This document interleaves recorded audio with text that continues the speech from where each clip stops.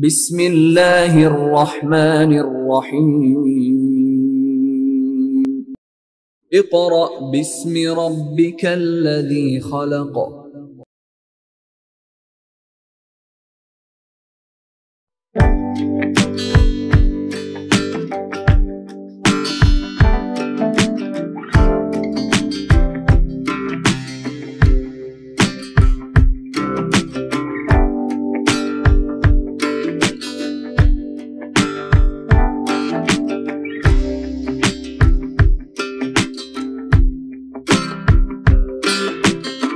Students of class 5, now we will start work for day 2 of general science.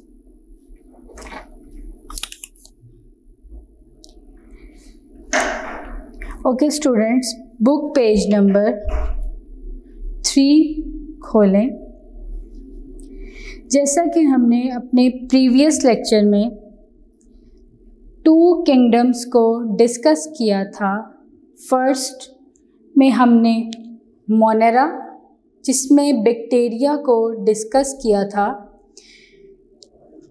Second kingdom protista, जिसमें algae को discuss किया था।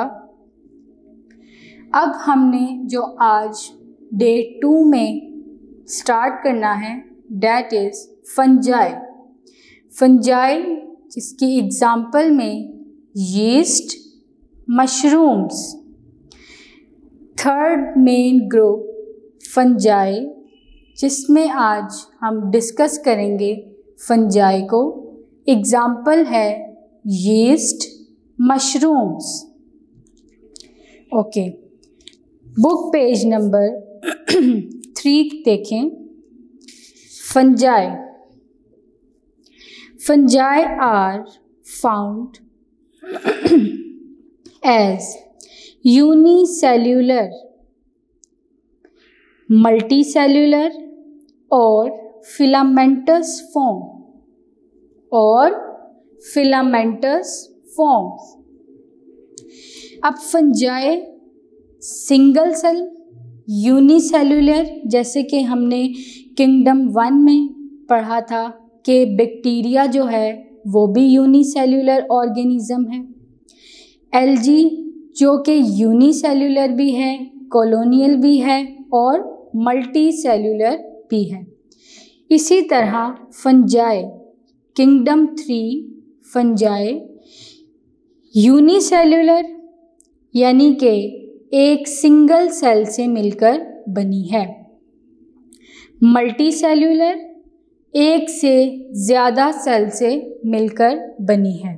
Filamentous form, filamentous कहते हैं एक धागेनुमा स्ट्रक्चर को, लंबा सा जैसे धागा होता है, इसी तरह फिलामेंटस फॉर्म में भी पाई जाती है, यानी कि धागे की तरह। All fungi lack chlorophyll and can not prepare their own food. देखिए, पिछले 2 किंगडम्स में जब हमने पढ़ा तो बैक्टीरिया जो कि अपनी खुराक खुद भी बनाता है, दूसरों से भी हासिल करता है। फिर एल्गी को पढ़ा कि एल्गी अपनी खुराक खुद बनाती है, जैसे फोटोसिंथेसिस के ज़रिए। लेकिन फंजाई में लैक का मतलब होता है कमी होना, यानी जितने भी फंजाई है उनमें क्लोरोफिल नहीं होती, जिसकी वजह से वो अपनी खुराक खुद नहीं तैयार कर सकती। ठीक है स्टूडेंट्स, पिछले 2 किंगडम्स हैं, उनसे जब आप इसको रिलेट करते हैं तो आपको काफ़ी डिफरेंस नज़र आता है। ठीक है, they absorb food, book page number 4 पर, फ्रॉम देयर सराउंडिंग्स। ये अपनी खुराक को जज्ब करती है अपने इर्द गिर्द से। सराउंडिंग्स, इर्द गिर्द, एब्जॉर्ब, जज्ब करना। जैसा कि मैंने आपको इंट्रोडक्शन में बताया था कि फंजाई है क्या। अक्सर औकात बारिशों का पानी काफ़ी देर तक खड़ा रहता है गलियों में, या जैसे आपके घर में लॉन वगैरह है और साथ वहाँ पर थोड़ी जगह पर पानी इकट्ठा हो गया है, तो काफ़ी देर खड़ा रहने के बाद उसके ऊपर एक ग्रीन सी लेयर आ जाती है जिसे हम फंगस कहते हैं कि पानी के ऊपर फंगस लग गई है। काफ़ी देर खड़ा रहने के बाद पानी इसके ऊपर फंगस लग जाती है। अब ये अपने इर्द गिर्द से फंजाई अपनी खुराक को एब्जॉर्ब करता है। अब हमने इसकी एग्जाम्पल में क्या देखा था? Yeast, mushrooms. अब यीस्ट यानी कि खमीर, आप पीछे डायग्राम में देख सकते हैं यीस्ट। इससे यीस्ट को भी हम माइक्रोस्कोप से देखते हैं। ये हम आम आंख से इसको यूँ नहीं देख सकते, हम इसके लिए भी माइक्रोस्कोप यूज़ करते हैं इसमें फंजाई को देखने के लिए। राइजोपस, राइजोपस जो है वो क्या है? राइजोपस ब्लैक ब्रेड मोल्ड, जो कि अक्सर आपकी डबल रोटी के ऊपर यानी ब्रेड के ऊपर हल्की सी नमी होने की वजह से लग जाती है। ग्रीन और आपको ब्लैक कलर के स्पॉट नज़र आ रहे होते हैं, स्पॉट्स, तो वो होती है राइजोपस। फंगस की ही एग्जाम्पल है, फंजाई की वो एग्जाम्पल है राइजोपस। ठीक है, ब्रेड के ऊपर हल्की सी नमी आ जाने की वजह से या फ्रूट्स पर हल्के से वो जब नमी होती है उनमें मॉइस्ट, तो उस पर ये राइजोपस लग जाती है। ब्लैक और ग्रीन कलर के स्पॉट्स आपको ऊपर नज़र आते हैं। इसी तरह मशरूम्स, मशरूम्स भी इसकी एग्जाम्पल है। अब आगे पढ़ते हैं। Are included in kingdom fungi. अब किंगडम फंजाई में यीस्ट, मशरूम्स, राइजोपस आता है। Yeast are microscopic fungi. जैसा कि मैंने आपको पहले बताया कि यीस्ट जो है वो माइक्रोस्कोपिक फंजाई है, यानी जो चीज़ें हम यूँ आंख से नहीं देख सकते वो हम माइक्रोस्कोप, जो कि एक ऐसा इंस्ट्रूमेंट है जिससे हम बहुत छोटी चीज़ों को देख सकते हैं, तो यीस्ट को हम माइक्रोस्कोप से देख सकते हैं। राइजोपस अभी हमने डिस्कस किया, black bread mould, grow on moist bread and fruits. हल्की सी नमी अगर डबल रोटी या आपके फ्रूट्स में आ जाती है तो उस पर आपको कुछ दिनों बाद अगर वो पड़ा रहे उसी नमी में, तो उसके ऊपर रेड और ब्लैक कलर के स्पॉट्स नज़र आते हैं, जो क्या होती है? फंजाई की कौन सी वो टाइप है? Rhizopus. Mushrooms umbrella like fungi. Mushrooms umbrella like fungi, ये अब कहाँ पर उगती है, यानी किस जगह पर ये ग्रो करती है? Appear on debris and heaps of dung, यानी जो वेस्ट मटेरियल है, कूड़ा वगैरह, उनमें, और हीप्स ऑफ डंग यानी गंदगी का ढेर, उसमें ये मशरूम्स ग्रो कर जाती हैं, जो कि अम्ब्रेला लाइक होती है। आप पेज नंबर 3 पर मशरूम्स की डायग्राम भी देख सकते हैं। अम्ब्रेला लाइक है ये, और ये फंजाई की टाइप है। ओके स्टूडेंट्स, फंजाई में हमने पढ़ा कि ये यूनिसेल्यूलर होता है, मल्टी सेल्यूलर और फिलामेंटस फॉर्म में। फिर ये अपनी खुराक खुद नहीं बना सकते, बल्कि अपने इर्द गिर्द से ये खुराक लेते हैं। अब उसमें हमने 3 इसकी टाइप्स को पढ़ा, yeast, Rhizopus, mushrooms. Yeast microscopic fungi है। राइजोपस ब्रेड के ऊपर, फ्रूट्स पर हमें ब्लैक और ग्रीन कलर के स्पॉट्स नज़र आ रहे होते हैं, तो हम इसे देख सकते हैं अपनी आँख से, राइजोपस। फिर मशरूम्स जो हैं वो अम्ब्रेला लाइक फंजाई है, ठीक है, जो कहाँ पर ग्रो करती है, डेब्रिस हीप्स ऑफ डंग, यानी कि गंदगी के ढेर में, जहाँ कूड़ा वगैरह वेस्ट आपका होता है वहाँ पर ये मशरूम्स ग्रो करते हैं। ओके, किंगडम 3 हमने कंप्लीट किया, fungi, yeast, mushrooms etcetera. Kingdom 4 animalia. Kingdom 4 animalia, example है एनिमल्स, ठीक है। फर्स्ट किंगडम मोनेरा, इसमें हमने बैक्टीरिया को डिस्कस किया।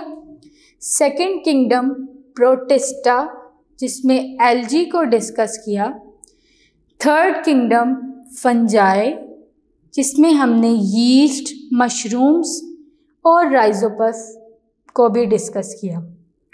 अब हमने जो स्टार्ट करना है वो है एनिमेलिया, फोर्थ किंगडम एनिमेलिया, जिसमें हम एनिमल्स के बारे में पढ़ेंगे।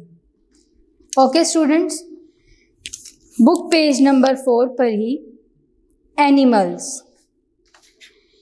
Animals are a major group of multi cellular organisms. Animal जो है वो मल्टी सेल्यूलर ऑर्गेनिजम्स का ग्रुप है, यानी ये एक से ज़ायद या एक से ज़्यादा सेल से मिलकर बना है group. They can not prepare their own food, they depend on plants and other animals for their food. तो एनिमल्स के ग्रुप में देखा हमने कि ये मल्टी सेलुलर ऑर्गेनिजम्स हैं, एक या एक से ज़ायद सेल से मिलकर बने हैं। और एनिमल्स, इवन ह्यूमन बीइंग्स, हम अपनी खुराक खुद तैयार नहीं कर सकते, ठीक है। हम किससे अपनी खुराक लेते हैं? प्लांट्स से और एनिमल्स से। प्लांट्स से कैसे लेते हैं? हम जो वेजिटेबल्स खाते हैं, फ्रूट्स खाते हैं, ये किससे मिल रहा है हमें? प्लांट्स से।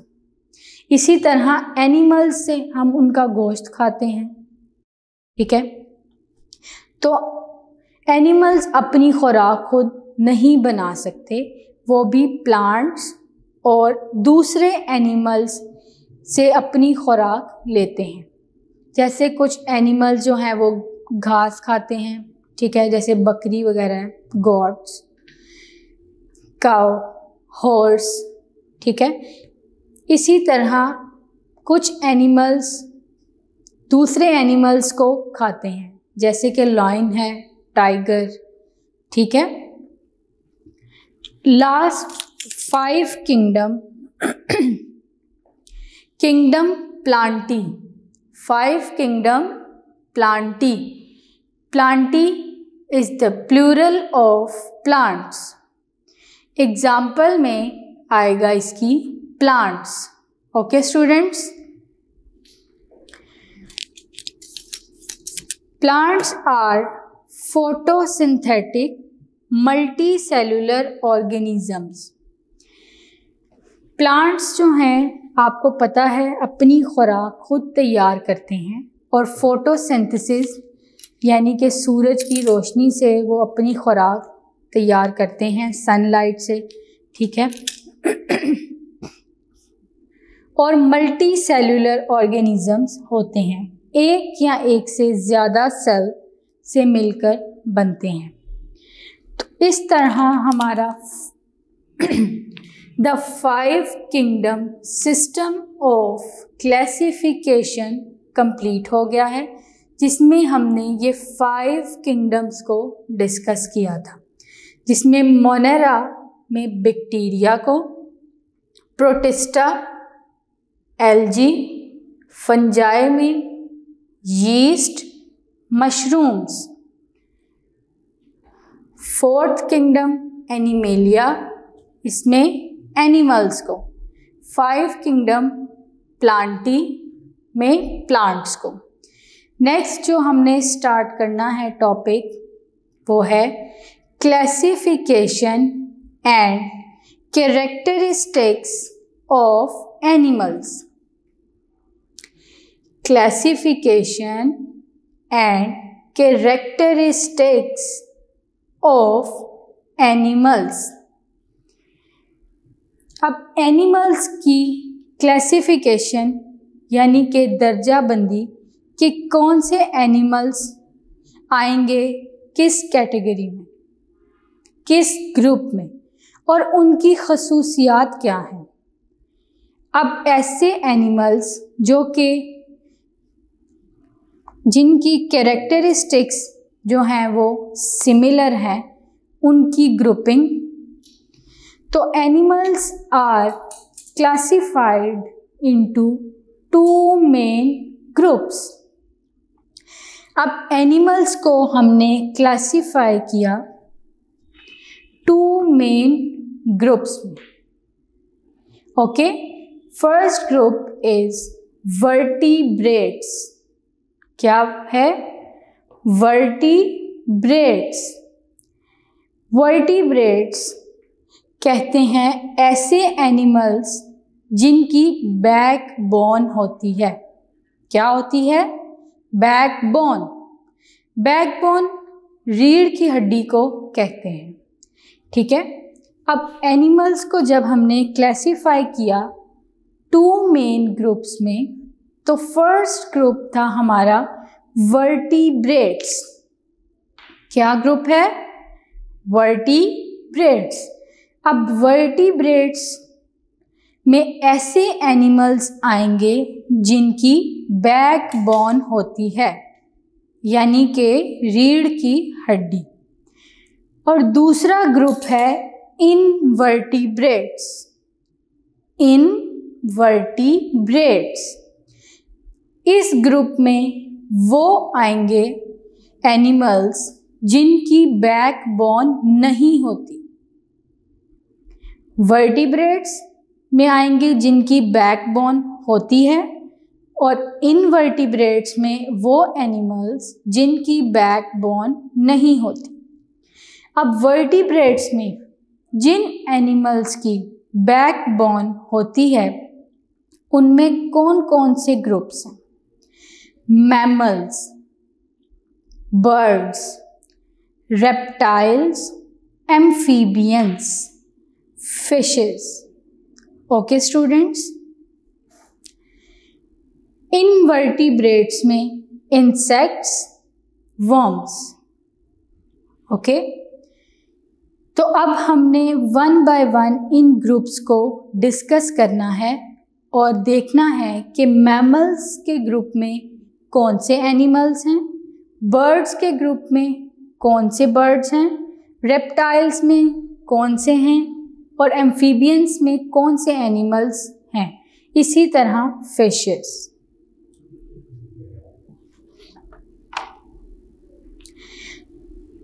अब हम वर्टिब्रेट्स का ग्रुप 1 जो है मैमल्स, इसकी स्टडी करते हैं। बुक पेज नंबर 4 पर classification and characteristics of animals के दर्जाबंदी और खसूसियात जानवरों की। Animals are classified into 2 main groups. जो जानवर हैं उन्हें 2 मेन ग्रुप्स में क्लासिफाई कर दिया गया है, यानी उनके 2 मेन ग्रुप बना दिए गए हैं, जिनमें पहला ग्रुप है vertebrates and other is invertebrates. जैसा कि अभी हमने पढ़ा कि vertebrates are animals which have a backbone. ऐसे जानवर जिनकी बैकबोन यानी कि रीढ़ की हड्डी होती है वो वर्टिब्रेट्स कहलाते हैं. Okay student, there are about 47,000 different kinds of vertebrates on the earth. अब 47,000 मुख्तलिफ किस्म के वर्टिब्रेट्स यानी कि ऐसे एनिमल्स जिनकी बैकबोन होती है वो पाए जाते हैं. कितनी different kinds? 47,000 different kinds. Vertebrates are further divided into 5 classes. अब जैसा कि हमने अभी पढ़ा कि vertebrates को 5 classes में डिवाइड कर दिया गया है. फर्स्ट क्लास क्या है? Mammals. Second birds. Third reptiles. Fourth amphibians. 5 fishes. अब हमने वन बाय वन इन्हें डिस्कस करना है. सबसे पहले आता है mammals. Human beings, cows, goats, horses, tigers, cats, rabbits etcetera. अब मैमल्स में कौन कौन आता है? कौन कौन सी कैटेगरी आती है? ह्यूमन बीइंग्स यानी कि इंसान. हमारी भी बैकबोन होती है स्टूडेंट्स. हमारी बैकबोन भी है जिसकी वजह से हम खड़े हो सकते हैं, बैठ सकते हैं. इसी तरह cows, goats, horses, tigers, cats and rabbits belong to a group of vertebrates called mammals. क्या ग्रुप? मैमल्स. इस ग्रुप में क्या क्या आते हैं?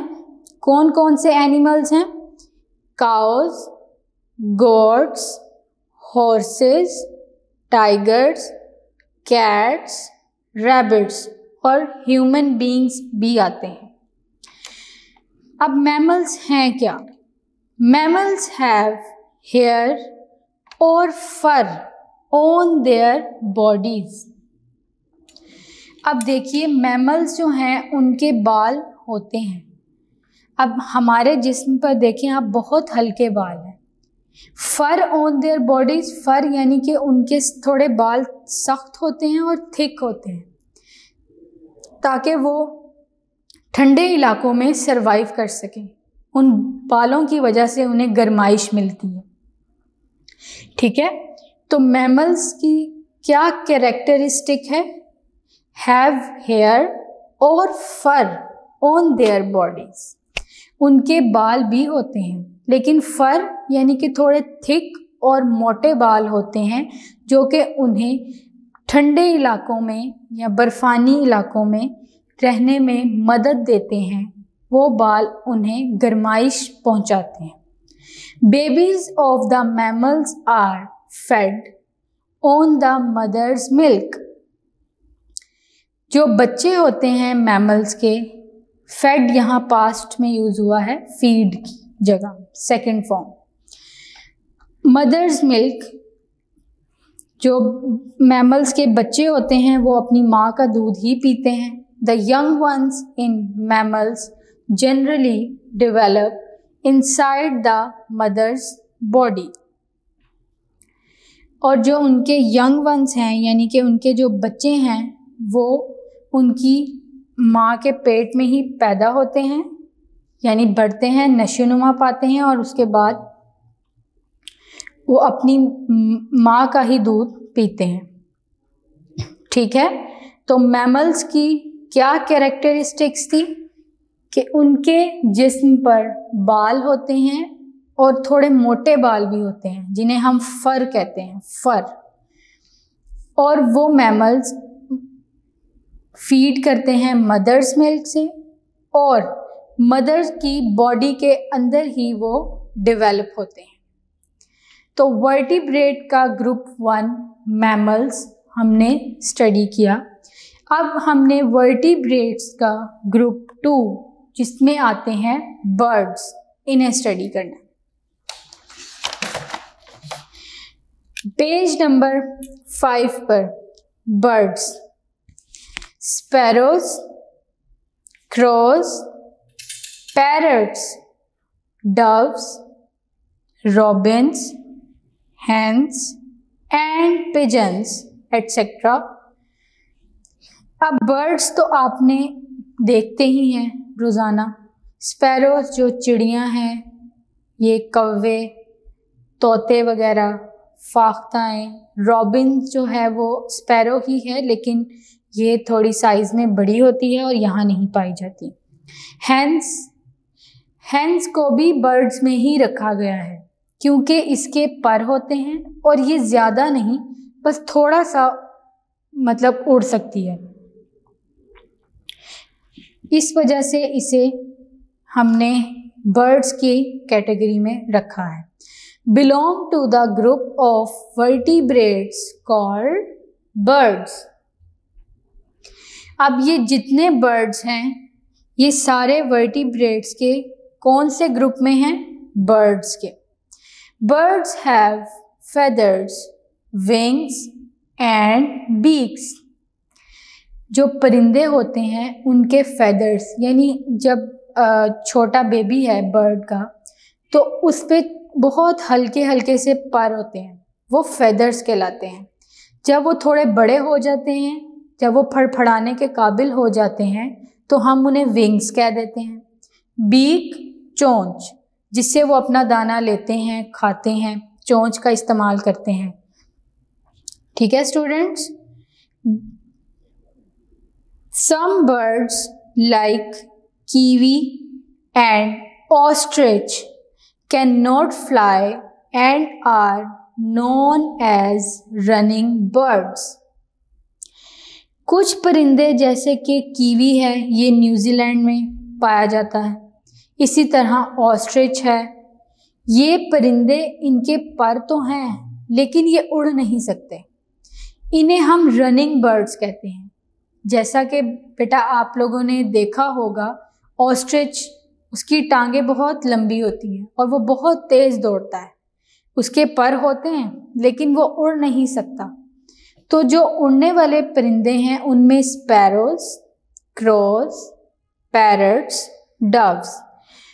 और वो परिंदे जिनके पर तो हैं लेकिन वो फ्लाई नहीं कर सकते, उन्हें हम रनिंग बर्ड्स कहते हैं, यानी वो बहुत तेज दौड़ते हैं। Birds lay eggs with shells. जो परिंदे हैं, आपने देखा है कि जब वो अंडा देते हैं तो बाहर एक शेल होता है। जब वो टूटता है तो उसमें से बेबी बर्ड निकलता है। ठीक है, तो परिंदे जो हैं वो अंडे देते हैं शेल्स के अंदर, शेल्स। ठीक है। एग्स हैच, हैच का मतलब होता है निकलना, इनटू बेबी बर्ड्स। और परिंदे जब अंडे दे देते हैं तो उनके शेल्स में से आपने देखा ही है कि शेल्स टूटते हैं और उसमें से बेबी बर्ड हैच हो जाता है, निकलता है। जैसे अक्सर आप लोगों ने चूजे वगैरह देखे होंगे, तो वो भी किस तरह हैच होते हैं? शेल में से निकलते हैं। इसी तरह बर्ड्स भी जो है एग के शेल, एग का जो शेल है वो टूटता है, ब्रेक होता है, उसके बाद उसमें से बेबी बर्ड हैच होता है। तो वर्टिब्रेट्स में हमने ग्रुप 1 मैमल्स को डिस्कस कर लिया कि उनकी क्या कैरेक्टरिस्टिक्स थी, बर्ड्स को कि बर्ड्स की क्या कैरेक्टरिस्टिक्स हैं। अब पेज नंबर 6 देखें। पेज नंबर 6 पर आपको उन्होंने बर्ड्स दिखाए हुए हैं, जिनमें आप देख सकते हैं स्पैरोज, पिजन, पैरट, हैन, रॉबिन, डव। अब यहाँ उन्होंने कहा है फॉर योर इंफॉर्मेशन कि आपको यानी मालूमात देने के लिए एक टेबल बनाया गया है और उसमें लिखा हुआ है owl is a bird with big eyes. जो आउल यानी कि उल्लू, उसकी बहुत बड़ी बड़ी आंखें होती हैं। Kiwi and ostrich are running birds. आप जैसे नीचे डायग्राम में देख सकते हैं या पिक्चर में, कीवी और ऑस्ट्रिच जो है वो है तो बर्ड ही, ये दोनों बर्ड्स में आते हैं, लेकिन रनिंग बर्ड्स में, जो कि उड़ नहीं सकते, फ्लाई नहीं कर सकते, लेकिन दौड़ते बहुत तेज। Duck is a swimming bird. Duck बतख, बतख देखी है आपने, जो कि स्विम यानी कि तैरती है पानी में, उड़ नहीं सकती ज़्यादा। Penguin is a bird that lives on ice. अब जो पेंगुइन है ये भी बर्ड्स में आता है और ये कहाँ रहते हैं? बर्फ में, ice. Woodpecker is a bird that makes holes in trees. Woodpecker नीचे आप अपनी पिक्चर में देख सकते हैं। वुडपेकर ये भी बर्ड है और ये दरख्तों के अंदर सुराख करने में सुराख करता है। वुडपेकर।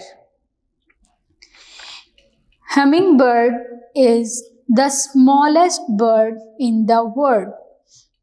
हमिंगबर्ड, आप ये ग्रीन सा है, आप अपनी पिक्चर में देख सकते हैं, ये दुनिया का सबसे छोटा परिंदा है।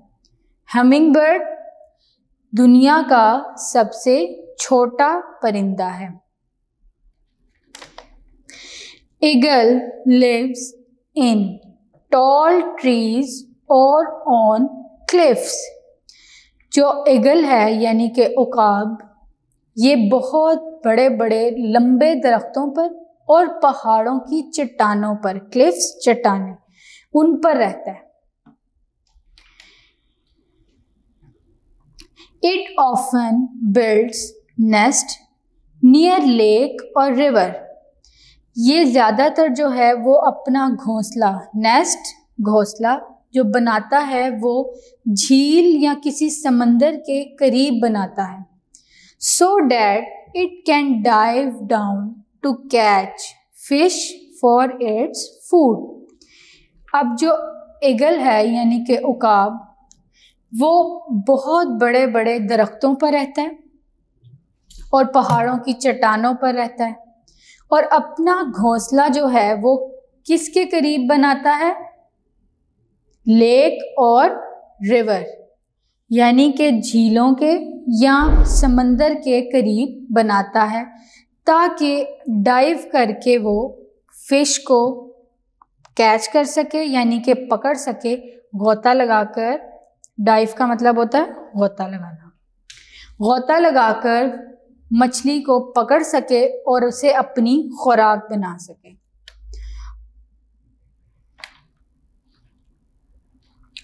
ओके स्टूडेंट, अब हमने डिस्कस करना है वर्टिब्रेट्स का ग्रुप 3, दैट इज रेप्टाइल्स, रेंगने वाले जानवर। रेप्टाइल्स, रेंगने वाले जानवर। रेप्टाइल्स बुक पेज नंबर 7 पर देखिए। रेप्टाइल्स, रेप्टाइल्स का क्या मतलब होता है? रेंगने वाले जानवर। रीडिंग स्टार्ट करते हैं। अब रेप्टाइल्स के ग्रुप में कौन कौन से जानवर आते हैं? जैसे lizards, snakes, tortoises, crocodiles, alligators etcetera. Lizards तो आप देखते ही हैं, उनका जो नीचे वाला हिस्सा होता है वो बहुत सॉफ्ट होता है और वो बहुत आराम आराम से चलते हैं, रेंगते हैं, ठीक है। इसी तरह स्नेक, सांप जो हैं वो भी रेंगते हैं। टॉर्टोइजेस आप देख लीजिए कि जो कछुआ है वो बहुत स्लो चलता है। क्रोकोडाइल्स, एलिगेटर्स, ये सब किस ग्रुप से बिलोंग करते हैं? रेप्टाइल्स, वर्टिब्रेट्स के ग्रुप रेप्टाइल्स में ये तमाम जानवर आते हैं। कौन कौन से? Lizards, snakes, tortoises, crocodiles, alligators. Okay students, आगे देखिए। Reptiles have dry, thick and scaly skin which covers and protects their bodies.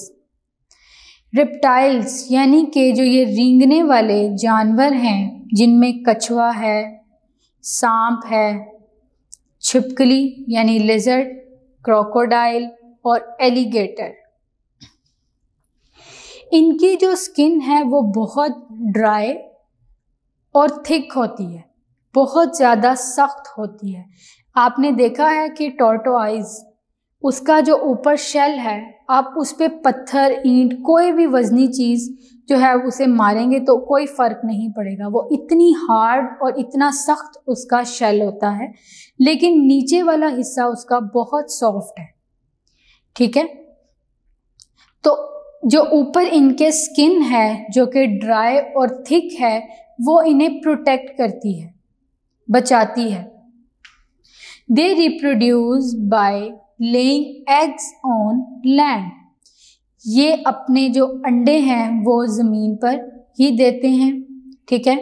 Their eggs have thick leathery shells which prevent them from getting dry. इनके जो अंडे हैं, जब ये अंडे देते हैं तो उनका जो अंडों का शेल है वो बहुत सख्त होता है, थिक होता है, ताकि वो उसे ड्राई होने से बचा सके। वो कवर किया हुआ होता है ताकि पानी उसमें से बुखारात बन के ना उड़ जाए, यानी इवेपोरेट ना हो जाए। इस वजह से उनकी जो स्किन है वो थिक लेदरी शेल से कवर होती है, जो उसे ड्राई होने से बचाती है। Most reptiles have 4 limbs but snakes lack limbs। आपने देखा ही है कि बहुत सारे रेंगने वाले जानवर, उनकी 4 टांगें होती हैं, जैसे ये लिजर्ड है, टॉर्टोइज है, क्रोकोडाइल, एलिगेटर, तो इनकी 4 टांगें होती हैं। लेकिन स्नेक, उसकी कोई टांगें नहीं होती। Snakes lack limbs. आप अपनी डायग्राम में भी देख सकते हैं टॉर्टोइज, इसका शेल कितना हार्ड है, जो कि उसे बचा रहा है, उसको प्रोटेक्ट कर रहा है। इसी तरह स्नेक, लिजर्ड, क्रोकोडाइल, एलिगेटर। तो वर्टिब्रेट का ग्रुप 3 रेप्टाइल्स हमने अभी स्टडी किया। अगला ग्रुप जो है वो है एम्फीबियंस। क्या है? एम्फीबियंस। एम्फी का मतलब होता है ड्यूअल, फीबियंस के वो रहते हैं, लाइफ उनकी। एम्फीबियंस ड्यूअल लाइफ यानी दोहरी जिंदगी वो गुजार सकते हैं। मसलन पानी में भी रह सकते हैं और खुश्की में भी रह सकते हैं, यानी कि लैंड पर भी रह सकते हैं और पानी में भी रह सकते हैं, तो उन्हें हम एम्फीबियंस कहते हैं। जैसे कि toad, frog belongs to a group of vertebrates called amphibians. क्या वर्ड है? एम्फीबियंस। ड्यूअल लाइफ यानी वो दोहरी ज़िंदगी अपनी गुजार सकते हैं, पानी के अंदर भी और खुश्की में भी। दे हैव 4 limbs, इनकी भी 4 टांगें होती हैं। Amphibians can live in water as well as on land. Amphibians पानी में भी रह सकते हैं और खुश्की में भी रह सकते हैं, लैंड पर यानी। दे ब्रीथ थ्रू लंग्स और स्किन, ये फेफड़ों के ज़रिए और अपनी जल्द यानी कि स्किन के ज़रिए भी सांस ले सकते हैं। They usually have loose and wet skin, इनकी आमतौर पर बहुत ढीली सी और वेट स्किन थोड़ी गीली स्लिपरी सी होती है। जैसे फ्रॉग है तो उसकी स्किन भी थोड़ी वेट आपको लगेगी, अगर आपने पकड़ा है कभी देखा है तो बहुत स्लिपरी होती है, आपके हाथ से वो फिसल रही होती है। Most of them spend their adult life on land and return to water to lay eggs. अब जैसा कि हमने पढ़ा कि एम्फीबियंस खुश्की पर भी रहते हैं और पानी में भी रहते हैं। अब हम ये पढ़ रहे हैं कि वो कब खुश्की पर रहते हैं और कब वो पानी में जाते हैं।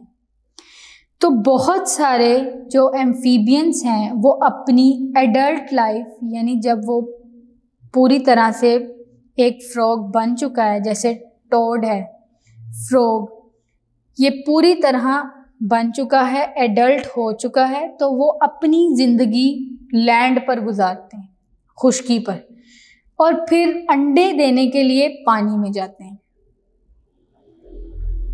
ठीक है, and return to water to lay eggs. अंडे जब देने होते हैं तो वो पानी में चले जाते हैं, बाकी जब वो बड़े हो जाते हैं तो अपनी सारी ज़िंदगी वो लैंड पर गुजारते हैं। Amphibians eggs look like beads in jelly.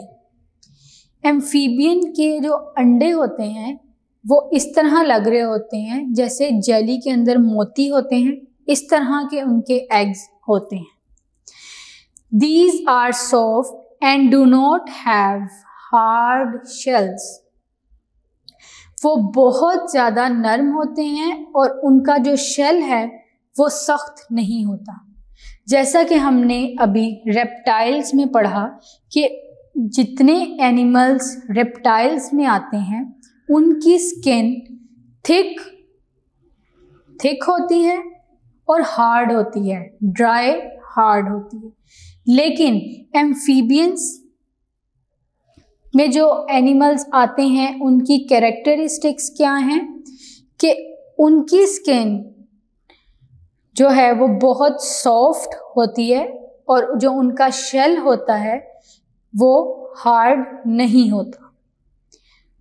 Okay students, अब हमने वर्टिब्रेट्स के group mammals, birds, reptiles, amphibians तक डिस्कस कर लिया। अब हमारा जो लास्ट ग्रुप है वर्टिब्रेट्स का, that is fishes.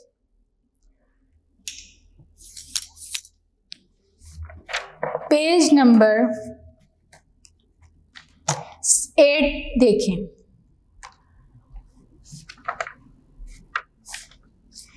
Page number 8 पर फिशेस। स्टूडेंट, फिशेस कहते हैं मुख्तलिफ किस्म की मछलियों को। फिश का जो प्लूरल है वो फिश ही होता है, ठीक है। लेकिन अगर मुख्तलिफ किस्म की मछलियाँ, जैसे यहाँ पर आप अपनी पिक्चर फिगर 1.10 में देख सकते हैं, शार्क है, गोल्ड फिश है, बटरफ्लाई फिश, तो ये डिफरेंट फिशेस हैं, इसीलिए हम इसे फिशेस कहेंगे। अगर सारी मछलियाँ गोल्ड फिश ही हैं तो हम उसे फिश कहेंगे। जैसे आपके पास एक एक्वेरियम है तो उसमें आपके पास सिर्फ गोल्ड फिश है, और बहुत सारी हैं, तो आप उन्हें फिशेस नहीं कहेंगे, आप उन्हें फिश ही कहेंगे। लेकिन अगर आपके पास डिफरेंट हैं, जैसे गोल्ड फिश है, शार्क है, बटरफ्लाई फिश है, तो फिर आप इन्हें फिशेस कह सकते हैं। अब रीडिंग स्टार्ट करते हैं। Page number 8। There are over 25,000 different kinds of fishes found all over the world. कितने किस्म की मछलियाँ हमारी पूरी दुनिया में पाई जाती हैं? 25,000। कितनी? 25,000 different kind of fishes found all over the world. जैसा कि आप फिगर 1.10 में देख सकते हैं, different kind of fishes. They live in water. ये पानी में रहती हैं. They have streamlined bodies, well suited to swim fast in water. इनकी बिल्कुल सीधी जो है वो होती है बॉडी, और वो बहुत आसानी से पानी के अंदर तैर सकती हैं। आपने देखा है कि बिल्कुल स्ट्रेट यानी स्ट्रीमलाइन इनकी बॉडी होती है, और ये पानी में बहुत तेज़ी से और आसानी से तैर सकती हैं। Fishes have fins and tail which help them to swim. अब जो मछलियां हैं उनकी दुम और फिन्स, ये जो हल्के से आप इन्हें पर कह लें, ये होते हैं जिनसे ये पानी में आसानी से तैर सकती हैं। They have stiff scales on their skin for protection. अब इनकी स्किन के ऊपर स्केल्स मौजूद होते हैं, थोड़े सख्त, जो इनकी स्किन को बचाते हैं, प्रोटेक्ट करते हैं। ठीक है। They have gills to breathe in water.